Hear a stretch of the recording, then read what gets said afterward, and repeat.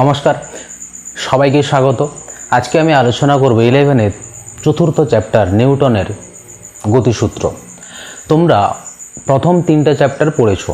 প্রথম চ্যাপ্টারে তোমাদের ছিল ভৌত রাশির পরিমাপ ও মাত্রা। সেখানে তোমরা জেনেছিলে যে কোনো ভৌত রাশি কাকে বলে, তার একক এবং মাত্রা, সেগুলো সম্পর্কে ধারণা হয়েছিল তোমাদের। এরপর দ্বিতীয় চ্যাপ্টারে যেটা তোমরা পড়েছিলে যে একমাত্রিক গতি, এবং তৃতীয় চ্যাপ্টারে তোমরা পড়েছিলে যে ভেক্টর।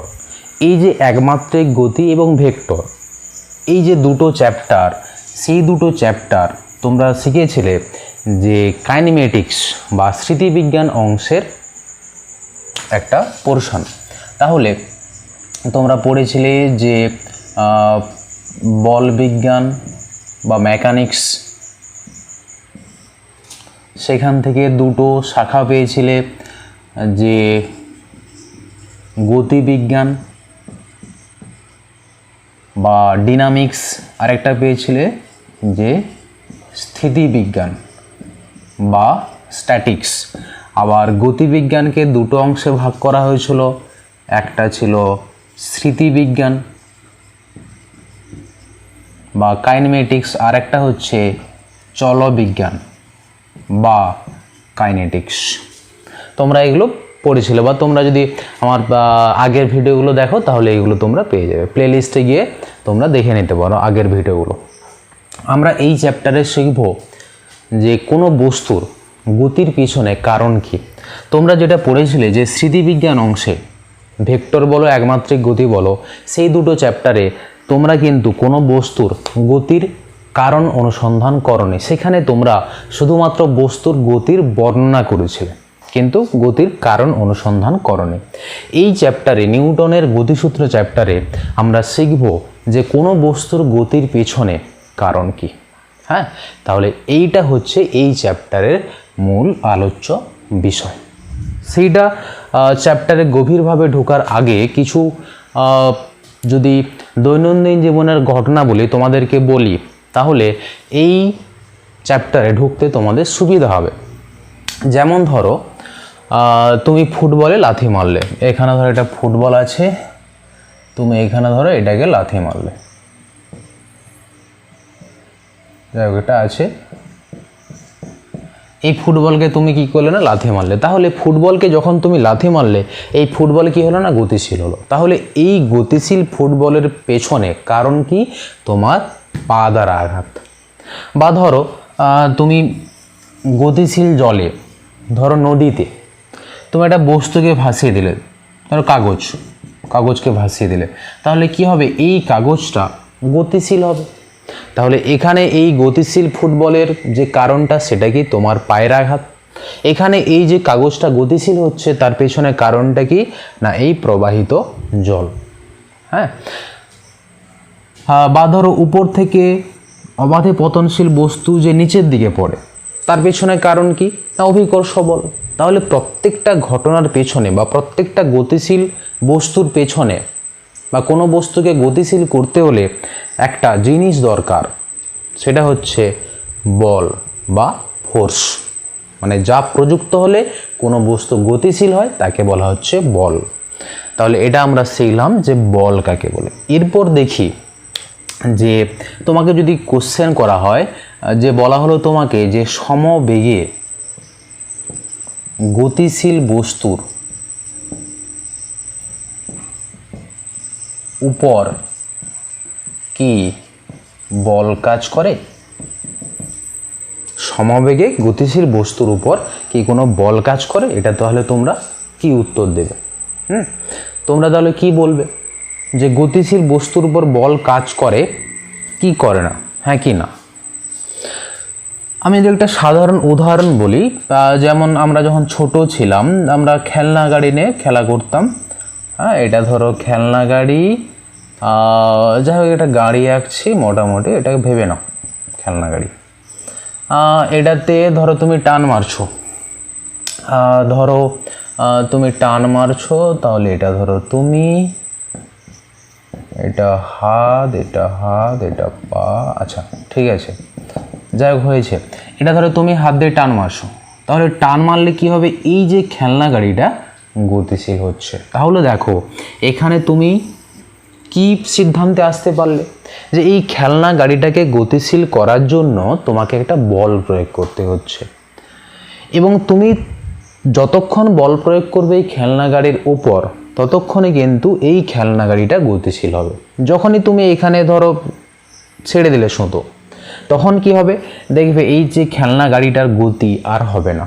তাহলে এখান থেকে তুমি সাধারণভাবে ধারণা করতে পারবে যে কোনো গতিশীল বস্তু যদি সমবেগে গতিশীল হয় তাহলে তার উপর একটা বল কাজ করে, মানে কোনো সমবেগে গতিশীল বস্তু যদি থাকে তার উপর একটা বল কাজ করে, এবং যদি বল না কাজ করে এই বস্তুটা স্থির হয়ে যাবে। প্রাথমিকভাবে এটাকে মনে হয়। হ্যাঁ, একই ভুল বিজ্ঞানী করেছিলেন যে বিজ্ঞানী অ্যারিস্টটল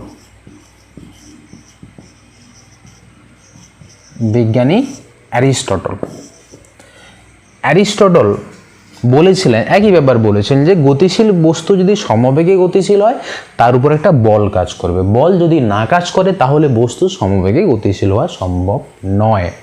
কিন্তু এই যে অ্যাজাম্পশনটা বা ধারণাটা, এটা দেখা গেল এরপরে সম্পূর্ণভাবে ভুল। কারণ কি,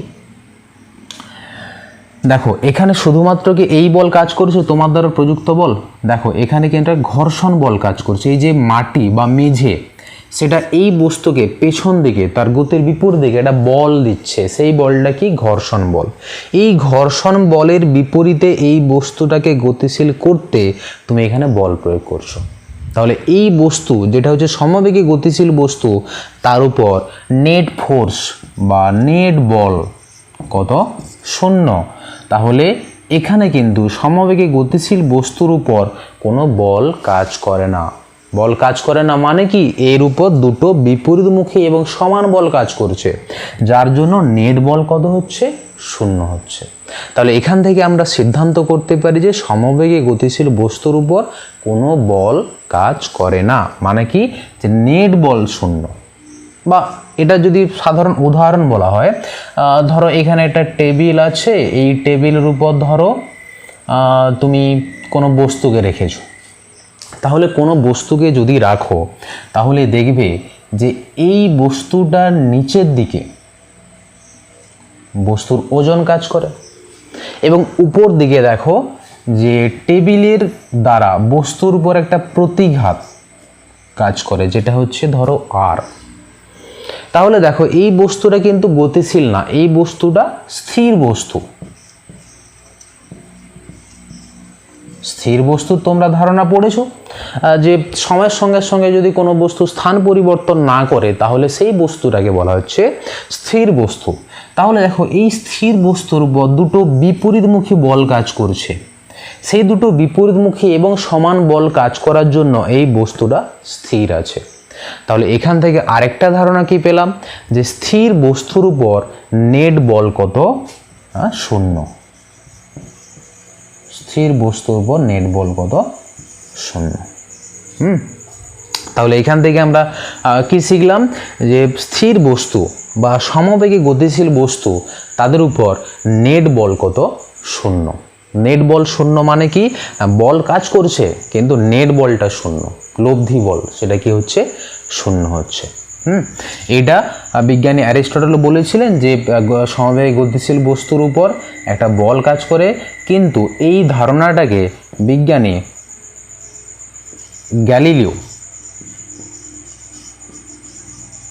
গ্যালিলিও ভাঙলেন। গ্যালিলিও দুটো পরীক্ষা করেছিলেন। কি পরীক্ষা? তিনি এরকম দুটো আনত তল নিয়েছিলেন। এরকম দুটো আনত তল নিয়ে কোনো বস্তুকে নিচ থেকে উপর দিকে গতিশীল করলেন। তিনি দেখলেন যে এই বস্তুটা যখনই উপর দিকে উঠছে, এখানে একটা কথা বলে রাখি যে এই যে নততলটা অবশ্যই মসৃণ হতে হবে, মানে অপচয়ী বল বা ঘর্ষণ বল যাতে কাজ না করে। তাহলে ঘর্ষণ বল কাজ করছে না এবং এই বস্তুটা কি হচ্ছে, উপর দিকে যাওয়ার সময় তার গতিবেগ কি হচ্ছে, কমে যাচ্ছে। আবার যখন উপর থেকে নিচের দিকে নামছে তখন কি হচ্ছে, এই বস্তুটা ত্বরণ সহ গতিশীল হচ্ছে। হ্যাঁ, তাহলে এখানে কি হচ্ছে, মন্দন হচ্ছে, এখানে ত্বরণ হচ্ছে। আরেকটা তিনি পরীক্ষা করলেন, যদি সমতল একটা পাটাতন নিই তাহলে তিনি দেখলেন যে এই পাটাতনে বস্তুর যে গতি হচ্ছে সেটা হচ্ছে এই মন্দন এবং ত্বরণের মাঝামাঝি। এটাকে তিনি বললেন যে সমবেগে গতি। তার মন্দন হচ্ছে না, বেগ হ্রাসও হচ্ছে না, আর বেগ বৃদ্ধিও হচ্ছে না। হ্যাঁ, তাহলে এখান থেকে তিনি কি পেলেন, যে এখান থেকে তিনি পেলেন সমবেগে গতির ধারণা। হ্যাঁ, তিনি আরেকটা পরীক্ষা করলেন। কি পরীক্ষা? এরকম একটা বস্তু নিলেন, বা এটাকে তুমি পাত্র বলতে পারো, নৌকোর মতো। এই দুটো তল কি হচ্ছে, আনত হচ্ছে, এদিকটা এদিকটা। তিনি এখান থেকে একটা বস্তুকে ছেড়ে দিলেন। তিনি দেখলেন যে বস্তুটা এই পথে এখানে এসে পৌঁছছে, এবং এই যে হাইট, মেঝে থেকে দুটো হাইট কিন্তু একই হাইট। হ্যাঁ, এরপর তিনি দেখলেন যে এই পোর্শনটা তার যদি নতিটাকে কমিয়ে দিই, মানে ধরো আমি এদিকটাতে একই রাখবো এবং এদিকটাতে হালকা নতিকে কমিয়ে দেব, হ্যাঁ, তখন কি হলো? তিনি তখন দেখলেন যে এখান থেকে যদি আমরা বস্তুকে ছাড়ি তাহলে কি হচ্ছে, এখানেও একই উচ্চতা উঠছে, প্রায় একই উচ্চতা উঠছে। তাহলে দেখো, এটার হচ্ছে নতি, এটার থেকে আলাদা হতে কি দেখছে, যে প্রায় একই উচ্চতা উঠছে, কিন্তু এই বস্তু দ্বারা অতিক্রান্ত যে দূরত্ব সেটা কি হচ্ছে, বেশি হচ্ছে। এরপর তিনি কি করলেন, আরেকটা পরীক্ষা করলেন, যে একদিকের নতি থাকবে, আরেক দিকটায় তিনি সমতল করে দিলেন। তো এখান থেকে একটা বস্তুকে ছেড়ে দিলেন। বস্তুকে ছাড়লে কি হচ্ছে, এই বস্তুটা অসীম পর্যন্ত যাচ্ছে।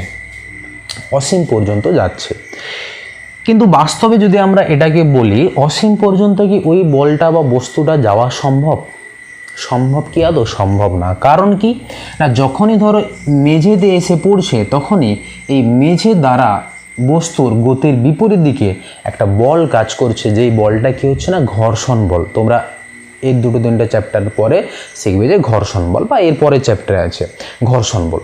তাহলে ঘর্ষণ বল যখনই কাজ করছে, তখন কি হচ্ছে, বস্তু অসীম দূরত্ব না গিয়ে সেটা কিছু দূর গিয়ে থেমে যাচ্ছে।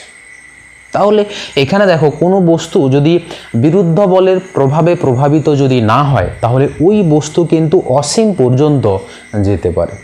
হ্যাঁ, আর যদি বিরুদ্ধ বল থাকে, তার জন্য কি হয় না, এই বস্তুটা অসীম পর্যন্ত যেতে পারে না। এই গ্যালিলিওর এই পরীক্ষাগুলো থেকে তিনি স্থির বস্তু, জড়তা বা জাড্য বলতে পারো, আবার জাড্য তোমরা জানো যে স্থিতি জাড্য, গতি জাড্য, এগুলোর ধারণা দিলেন। এইগুলোকে কনক্লুশন করে অ্যারিস্টটলের ধারণা তো আমার কাজে লাগলো না। গ্যালিলিওর ধারণাকে কাজে লাগিয়ে বিজ্ঞানী নিউটন, যার হাত ধরে মডার্ন ফিজিক্সের সূচনা হয়েছিল, তিনি হলেন বিজ্ঞানী নিউটন। এইগুলোকে বিবেচনা করে বা আলোচনা করে তিনি একটা গ্রন্থ লিখলেন, এবং সেই গ্রন্থে 3টা সূত্র লিপিবদ্ধ করলেন। কত খ্রিস্টাব্দে? 1687 খ্রিস্টাব্দে। এই 1687 খ্রিস্টাব্দে নিউটনের লেখা গ্রন্থের নাম হচ্ছে প্রিন্সিপিয়া। এই প্রিন্সিপিয়া গ্রন্থে তিনি কোনো বস্তুর গতি সংক্রান্ত 3টা সূত্র লিপিবদ্ধ করলেন, যেটা হচ্ছে নিউটনের প্রথম সূত্র, দ্বিতীয় সূত্র, তৃতীয় সূত্র, যেটা তোমরা 9-10-এ পড়েছো। হ্যাঁ, সেই যে নিউটনের সূত্রগুলো এই চ্যাপ্টারে আমরা আলোচনা করব। আজকে আমরা দেখব নিউটনের প্রথম গতিসূত্র, এবং নিউটনের প্রথম গতিসূত্রে কি বলেছে এবং সেখান থেকে আমরা কি ধারণা পেতে পারি, সেগুলো নিয়ে আজকে আলোচনা করব। নিউটনের প্রথম গতিসূত্রের বিবৃতি বলছে,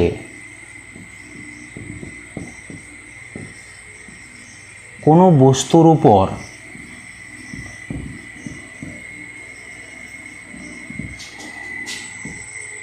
বাহ্যিক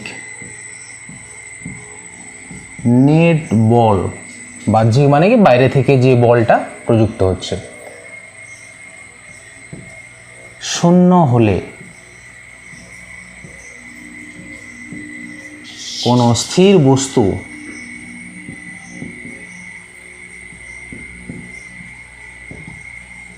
চিরকাল স্থির থাকবে ও সমবেগে গতিশীল বস্তু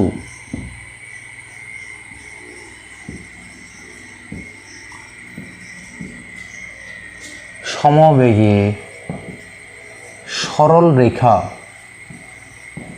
বরাবর গতিশীল থাকবে। এগুলো তোমরা পড়েছো আগে।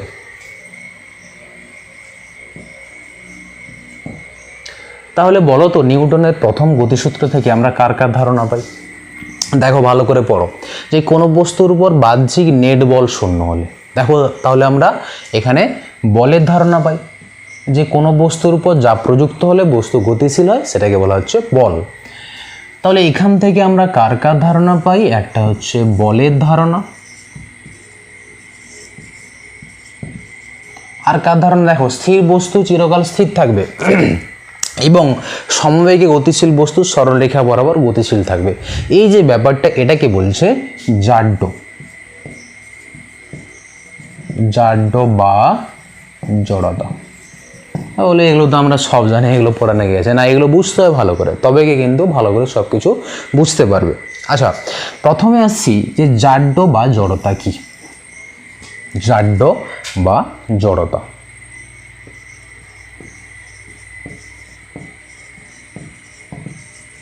জাড্য বা জড়তা বলছে যে কোনো বস্তুর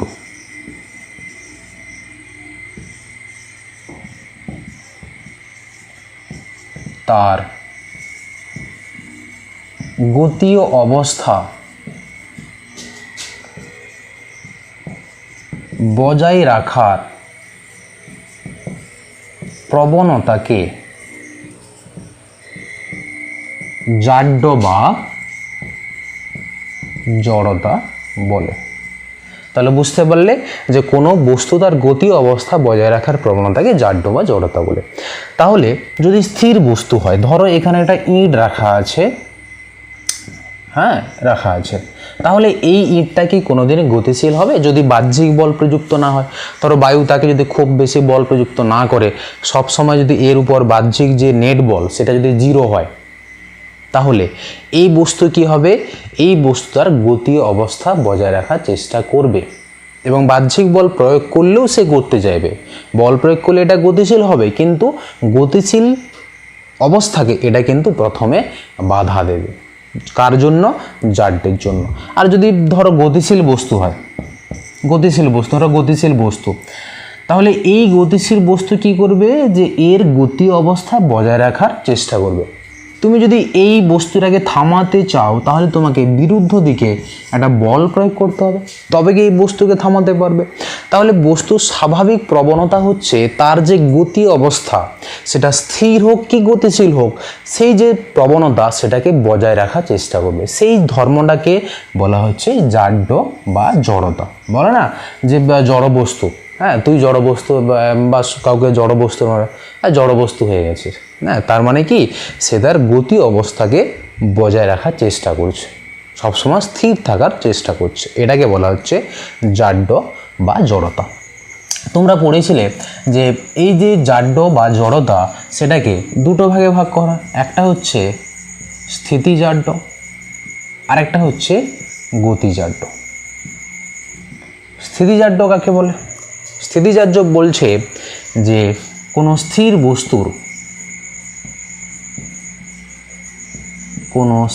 বস্তুর চিরকাল স্থির থাকার প্রবণতাকে স্থিতিজাড্য বলে। এগুলো তোমরা জানো যে কোনো স্থির বস্তু চিরকাল স্থির থাকার প্রবণতাকে বলা হচ্ছে স্থিতিজাড্য। স্থিতিজাড্যে তোমরা উদাহরণ জানো, যে ধরো তুমি বইয়ের তাক আছে, হ্যাঁ, পরপর ধরো এরকম বইয়ের তাক আছে, তুমি কি করলে মাঝখান থেকে একটা বইকে খুব জোরে টেনে নিলে, তখন কি হবে, উপরের যে বইগুলো দেখবে বিচ্যুতি ছাড়াই উপর থেকে নিচের উপর, মানে নিচের বইয়ের উপর পড়ে যাচ্ছে, মাঝখানেরটা বেরিয়ে যাচ্ছে।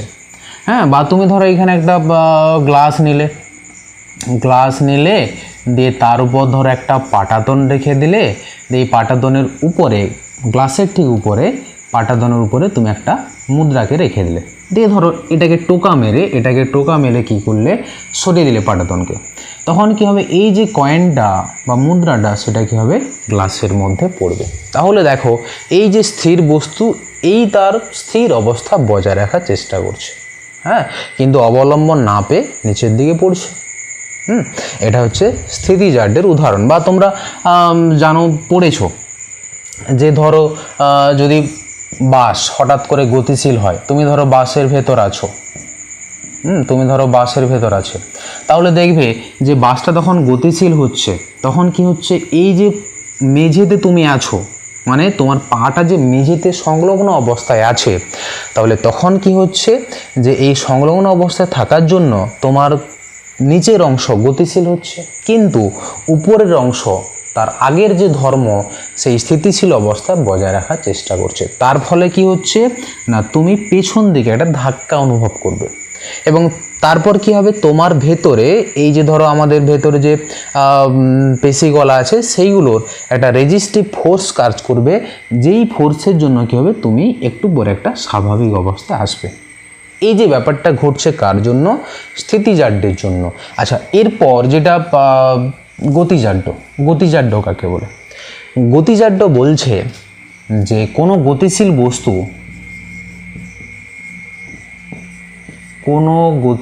বস্তু তার গতীয় ধর্ম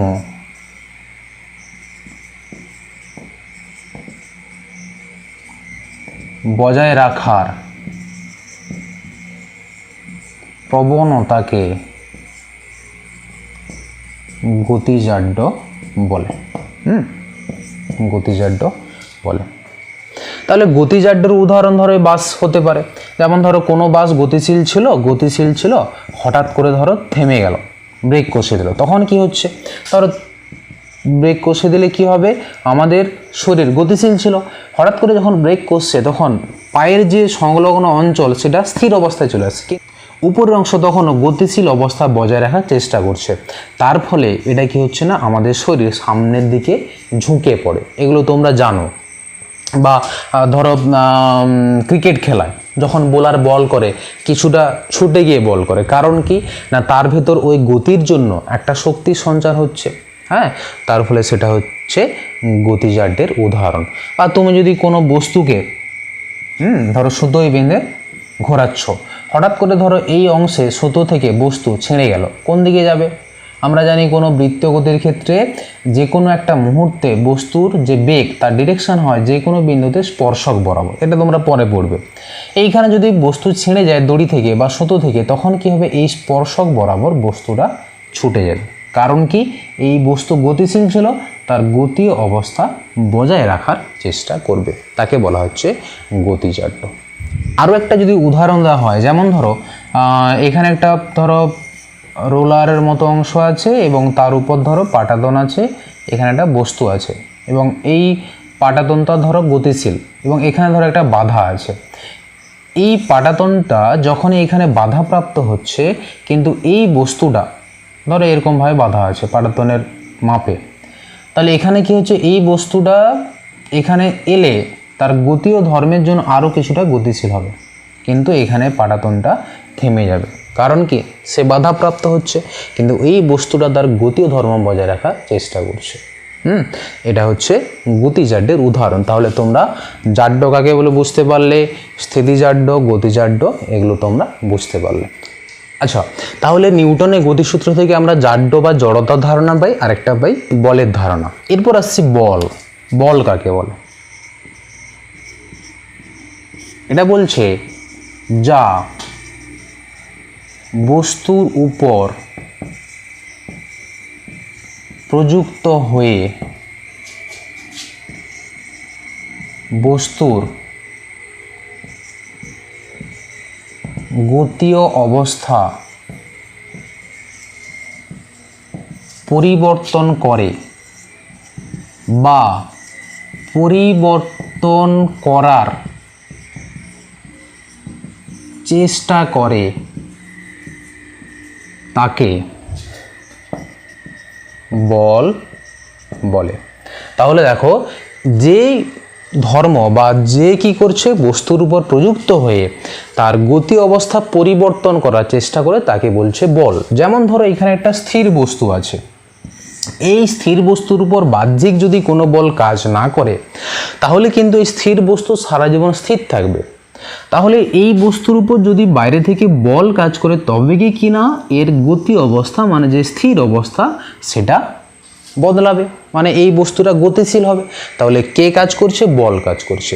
বা ধরো সমবেগে গতিশীল বস্তু আছে, সমবেগে গতিশীল বস্তু আছে, তাহলে ধরো তুমি এটাকে থামাতে চাও, তখন কি করবে? এর বিরুদ্ধ দিকে একটা বল প্রয়োগ করবে, তবে গিয়ে কি না এই যে গতিশীল অবস্থা সেটা তুমি পরিবর্তন করতে পারবে। সেই যে জিনিসটা সেটাকে বলা হচ্ছে বল। হ্যাঁ, এখানে একটা জিনিস তোমাদের মাথায় রাখতে হবে যে বলের ক্রিয়ারেখা জানতে হবে। বলের ক্রিয়ারেখা কিন্তু আলাদা হলে তাদের এফেক্টগুলো আলাদা হয়ে যায়। বলের ক্রিয়ারেখা কি না, যে রেখা বরাবর বল কাজ করে তাকে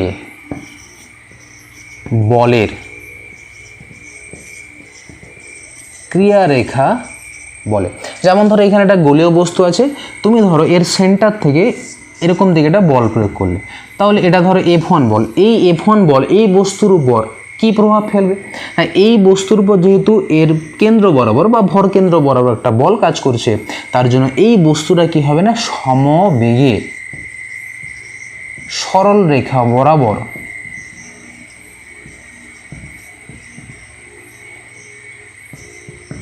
গতিশীল হবে। এটা সমবেগে হতে পারে, অসমবেগে হতে পারে। যদি ধরো এই পয়েন্টে কাজ করে এফ বল, তখন কিন্তু আর এই সরল রেখা বরাবর গতি হবে না, তখন কিন্তু এর ঘূর্ণন সৃষ্টি হবে, যে এটা এদিকে ঘুরিয়ে দেবে। কারণ কি না, এই যে মাটি বা ভূমি এ কি করছে না একই বলে বিপরীত দিকে বল প্রয়োগ করছে ওই বস্তুর উপর, তার জন্য কি হচ্ছে না এই বস্তুর উপর একটা ঘূর্ণনের সৃষ্টি হচ্ছে। হ্যাঁ, পরে তোমরা জানবে যে কোনো বস্তুর উপর যদি সমান এবং বিপরীতমুখী বল কাজ করে তাহলে একটা টর্ক কাজ করে, যদি কোনো বস্তুর উপর টর্ক কাজ করে তাহলে ওই বস্তুর ঘূর্ণন হয়। কিন্তু যদি ভরকেন্দ্র বরাবর কোনো বল কাজ করে তাহলে ওই বস্তুর গতি কি হবে না সরল রেখা বরাবর গতি হবে। আচ্ছা, এটা সমবেগে না বলে এটা সরল রেখা বরাবর গতি বলাই ভালো, কারণ সমবেগে গতিশীল বস্তুর উপর নেট বল কত হয়? 0 হয়। তাহলে এটা হচ্ছে বলের ধারণা। আচ্ছা, এখানে আরেকটা জিনিস বলি যে কোনো বস্তুকে গতিশীল করতে হলে সবসময় কি ওই বস্তুর সঙ্গে সংস্পর্শ করে বল প্রয়োগ করতে হবে? কি বললাম বুঝতে পেরেছো? ধরো এখানে একটা ফুটবল আছে, তুমি একে সংস্পর্শ করে লাথি মারলে তবে কি এটা গতিশীল হচ্ছে? হ্যাঁ, তাহলে এখানে বস্তু মানে কি ফুটবল এবং তোমার যে বল মানে তুমি পা দিয়ে যে আঘাত করছো ওদেরকে কিন্তু সংস্পর্শ হতে হচ্ছে। আমি যেটা বললাম সব ক্ষেত্রে কি সংস্পর্শ হতে হবে বল এবং বস্তুকে, না হলে কি বস্তুর গতি হবে না? না, দুটো কন্ডিশানে হতে পারে। যে বস্তু যদি সংস্পর্শ করে বলের সঙ্গে তাহলেও আমার বস্তু গতিশীল হতে পারবে, আর যদি সংস্পর্শ নাও করে তখন কিন্তু বল কাজ করতে পারে। যেমন ধরো তুমি এখানে যদি একটা ম্যাগনেট রেখে দাও, এটা ধরো এন উত্তর মেরু, এটা ধরো দক্ষিণ মেরু, এখানে একটা লৌহ বল আছে, তাহলে এই চুম্বক কী করবে ওটাকে আকর্ষণ করবে। তাহলে দেখো এখানে কিন্তু এই যে চুম্বকটা ওই বস্তুর সঙ্গে কিন্তু সংস্পর্শ অবস্থায় নেই। তাহলে সংস্পর্শ অবস্থায় থাকুক না থাকুক দুটো কন্ডিশানে কিন্তু বল কাজ করতে পারে। আচ্ছা, এরপর আসছি জড়ত্বীয় ও অজড়ত্বীয় নির্দেশতন্ত্র। দেখো, তোমরা নির্দেশতন্ত্র পড়েছিলে একমাত্রিক গতি চ্যাপ্টারে। সেখানে কি পড়েছিলে, যে কোনো বস্তুর অবস্থানকে প্রকাশ করার জন্য পারিপার্শ্বিক একটা বস্তুকে ধরে নেওয়া হয়, তার সাপেক্ষে ওই আগের বস্তুটার অবস্থানকে বোঝানো হয়। তাহলে যার সাপেক্ষে কোনো বস্তুর অবস্থানকে বোঝানো হচ্ছে তাকে বলা হচ্ছে নির্দেশতন্ত্র। সেই নির্দেশতন্ত্র দু রকম হতে পারে, একটা হচ্ছে জড়ত্বীয়, একটা হচ্ছে অজড়ত্বীয় নির্দেশতন্ত্র। জড়ত্বীয় নির্দেশতন্ত্র কি? জড়ত্বীয় নির্দেশতন্ত্র। আচ্ছা, এটা যাওয়ার আগে একটা বলি। ধরো কোনো স্থির বস্তু আছে, তাহলে এই স্থির বস্তুর অবস্থানটাকে প্রকাশ করার জন্য নিশ্চয়ই আমরা ভূপৃষ্ঠকে নির্দেশতন্ত্র হিসাবে ধরে নেব। তাহলে ভূপৃষ্ঠ কি হচ্ছে না, এখানে নির্দেশতন্ত্র হচ্ছে। তাহলে এই নির্দেশতন্ত্র কি প্রকাশ করছে না, এই বস্তুর অবস্থাকে প্রকাশ করছে, বা এই বস্তুর স্থানাঙ্ককে বা অবস্থানকে প্রকাশ করছে। এই নির্দেশতন্ত্রে যদি আমি এই বস্তুর উপর বাহ্যিক বল প্রযুক্ত না হয়, তাহলে এই বস্তু কিন্তু সারা জীবন স্থির থাকবে। তাহলে আমার নিউটনের সূত্র অ্যাপ্লিকেবল হচ্ছে। যদি বাহ্যিক বল প্রযুক্ত হয় তবে গিয়ে কিনা এর অবস্থা পরিবর্তন হতে পারে। আরেকটা কন্ডিশন বলি, যে যদি ধরো কোনো ট্রেন সমবেগে গতিশীল আছে, তুমি কি করলে না, এখানে ধরো তুমি হাত থেকে একটা বলকে ছুঁড়ে দিয়ে ধরো তুমি এটাকে ধরতে পারবে কি পারবে না। ধরো তুমি ট্রেনে যাচ্ছ, কোনো কামরায় আছো, সেখান থেকে তুমি হাত থেকে ধরো কোনো বলকে ছুঁড়ে দিলে। হ্যাঁ, ধরো তুমি এইভাবে ছুঁড়ে দিলে, তাহলে ও কি করছে না, উপর থেকে আবার নিচে আসছে। তাহলে দেখো, যখনই তুমি ট্রেনের ভেতর আছো, ওই বস্তুটা যখন তুমি ওটাকে উপর দিকে ছুঁড়ে দিচ্ছ, তখন কি হচ্ছে না, ওই বস্তু গতিশীল হচ্ছে। কারণ কি না, ট্রেনের মধ্যে আছে বলে। এবং ওই বস্তুটা গতিশীল থাকার জন্য সেও সামনের দিকে যাচ্ছে, আর তুমি যেহেতু ট্রেনের মধ্যে আছো তুমিও সামনের দিকে যাচ্ছ। তাহলে তুমি এবং ধরো ওই বস্তু একই দূরত্ব অতিক্রম করছো। তাহলে এই বস্তুকে যখন আমি ছুঁড়ে দেবো, তখন কি হচ্ছে, আমার হাতে এসে পড়ছে। হ্যাঁ, তখন এখানে কি হচ্ছে না, দেখো তাহলে যে এটা সমবেগে গতিশীল নির্দেশতন্ত্র। আমি যদি এই বস্তুর অবস্থাকে প্রকাশ করতে চাই বা অবস্থানকে প্রকাশ করতে চাই, তাহলে এই ট্রেনটাকে আমি নির্দেশতন্ত্র হিসেবে নেব। তাহলে দেখো যে এই স্থির নির্দেশতন্ত্র এবং সমবেগ গতিশীল নির্দেশতন্ত্র, এই যে দুটো নির্দেশতন্ত্রে, সেটা কিন্তু নিউটনের যে গতিসূত্রগুলো সেগুলো কিন্তু অ্যাপ্লিকেবল হচ্ছে। যে এখানে স্থির বস্তু স্থির থাকতে চাইছে, এখানে গতিশীল বস্তু তার গতি অবস্থা বজায় রাখার চেষ্টা করছে। এই যে নির্দেশতন্ত্রগুলো, এইগুলোকে বলা হচ্ছে জড়ত্বীয় নির্দেশতন্ত্র। তাহলে স্থির অথবা সমবেগে গতিশীল নির্দেশতন্ত্রকে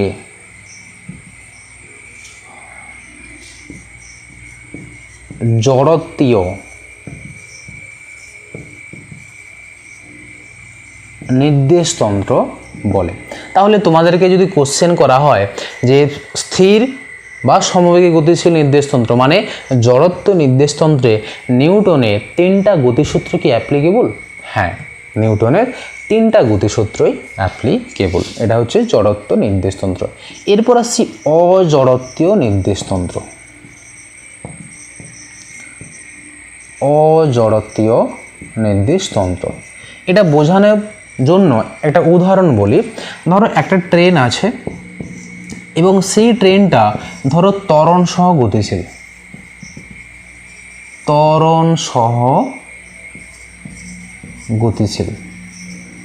ত্বরণ মানে কি, যে সময়ের সঙ্গে সঙ্গে বেগটা পরিবর্তন হতে পারে। তাহলে এই ট্রেনের মধ্যে মেঝেতে ধরো একটা তুমি বলকে রেখে দিয়েছো। যখন এই ট্রেনটা ত্বরণ সহ গতিশীল হচ্ছে, তখন এই বলটা কিন্তু পেছন দিকে আসবে। তাহলে দেখো, এই বস্তু তো আমার স্থির ছিল, তাহলে এই বস্তু ধরো স্থির ছিল, মানে ট্রেনও স্থির ছিল, তারপর তো ট্রেনটা ত্বরণ সহ গতিশীল হচ্ছে, তখন কি হচ্ছে না এই বস্তু পেছন দিকে চলে আসছে। কেন আসছে দেখো, তাহলে তো আসার তো কথা নয়, কারণ স্থির বস্তু সর্বদা স্থির থাকার চেষ্টা করবে, কারণ এখানে বল প্রযুক্ত হচ্ছে না। তাহলে বল প্রযুক্ত না হলে নিশ্চয়ই এই বস্তুটা স্থির অবস্থায় থাকার চেষ্টা করতো বা থাকতো, কিন্তু এখানে হচ্ছে না। কেন? এখানে দেখো কোনো বাহ্যিক বল ছাড়াই এই বস্তুটা বিপরীত দিকে একটা ত্বরণ সহ গতিশীল হচ্ছে। এর ব্যাখ্যা কিন্তু দেওয়া যায় না, বা এর ব্যাখ্যা দেওয়া হচ্ছে অলিক বলের সাহায্যে। অলিক বল বা কাল্পনিক বল। এই কাল্পনিক বলের আরেকটা ভালো উদাহরণ হচ্ছে যে যদি তুমি ধরো এই বাঁকে আছো, ধরো বাস এখানে চলছে, তাহলে আমরা জানি যে বাইরের দিকে একটা ফোর্স কাজ করে। দেখবে যখন তুমি ধরো বাঁক মোড়ে আছো, বাস বাঁকছে, তুমি বাসের ভেতর আছো, দেখবে যে বাঁকের উল্টো দিকে আমরা হেলে পড়ি, সেই যে বলটা তাকে বলছো অপকেন্দ্র বল। এই বলটাও কিন্তু অলিক বল, হ্যাঁ, বাস্তবিক বল নয়। এখানে এই যে বস্তুর যে বিপরীত দিকে ত্বরণ সহ গতিশীল ব্যাপারটা, এটাকেও কিন্তু অলিক বলের সাহায্যে ব্যাখ্যা করা হচ্ছে। এই যে ত্বরণ সহ গতিশীল নির্দেশতন্ত্র, এটাকে বলা হচ্ছে অজড়ত্ব নির্দেশতন্ত্র। এখানে যদি আমরা বলের গতিকে প্রকাশ করতে চাই, তাহলে কাকে নির্দেশতন্ত্র নেব? এই ত্বরণ সহ গতিশীল ট্রেনটাকে। তাহলে এটাই হচ্ছে কিনা অজড়ত্বীয় নির্দেশতন্ত্র। তাহলে এটা বলছে যে ত্বরণ সহ গতিশীল নির্দেশতন্ত্রকে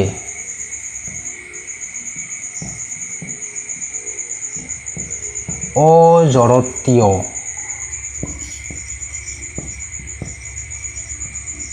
নির্দেশতন্ত্র বলে। হ্যাঁ, তাহলে তোমাকে যদি কোশ্চেন করে যে অজড়ত্ব নির্দেশতন্ত্রে নিউটনের 3টা গতিসূত্র কি প্রযোজ্য, সেটা কিন্তু প্রযোজ্য না। আচ্ছা, এরপর দেখি যতটা পড়লাম বা যতটা তোমরা শিখলে, সেখান থেকে পরীক্ষায় তোমাদের কী কী কোশ্চেন আসতে পারে। প্রথম যেটা, সেটা হচ্ছে যে জাড্য বা জড়তা কাকে বলে, সেটা বস্তুর জাড্য বা জড়তা কাকে বলে। তারপর দিতে পারে যে জাড্য কয় প্রকার ও কী কী, কয় প্রকার ও কী কী। তারপর পড়তে পারে স্থিতিজাড্য ও গতিজাড্য কি, এগুলো। তারপর বা স্থিতিজাড্য গতিজাড্যের যে উদাহরণ, ধরো বাস, স্থির বাস হঠাৎ করে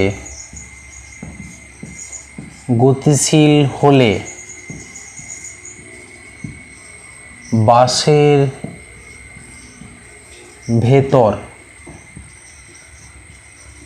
থাকা যাত্রী পেছন দিকে হেলে পড়ে কেন। হ্যাঁ, এর উল্টো কোশ্চেন হতে পারে, সেটা লিখছি না, যে গতিশীল বাস ব্রেক কষে থামলে আমরা সামনের দিকে ঝুঁকে পড়ি কেন, এইগুলো পড়তে পারে জাড্য থেকে। তারপর কি পড়বে, ধরো বল কাকে বলে, বল কাকে বলে। তারপর কি দেবে না, জড়ত্বীয় ও অজড়ত্বীয় নির্দেশতন্ত্র কাকে বলে। এরপর কি দিতে পারে, যে জড়ত্বীয় নির্দেশতন্ত্রে নিউটনের সূত্রগুলি কি প্রযোজ্য। আরেকটা হতে পারে যে অজড়ত্বীয় নির্দেশতন্ত্রে নিউটনের সূত্রগুলো কি প্রযোজ্য। এই কোশ্চেনগুলো কিন্তু পড়বে এখান থেকে, যতটা এই লেকচারে হলো বা এই পার্টে হলো, সেখান থেকে এই কোশ্চেনগুলো দিতে পারে। বা এদিক ওদিক করে তোমাকে ধরো এই প্রবলেমগুলো ধরো এটা, হ্যাঁ, কিছু আলাদা দিয়ে দিল, তখন তোমাকে জাড্ডো দিয়ে ব্যাখ্যা করতে হবে। হ্যাঁ, এইগুলো তাহলে কোশ্চেন, সাধারণত এরকম টাইপের কোশ্চেনই পড়ে।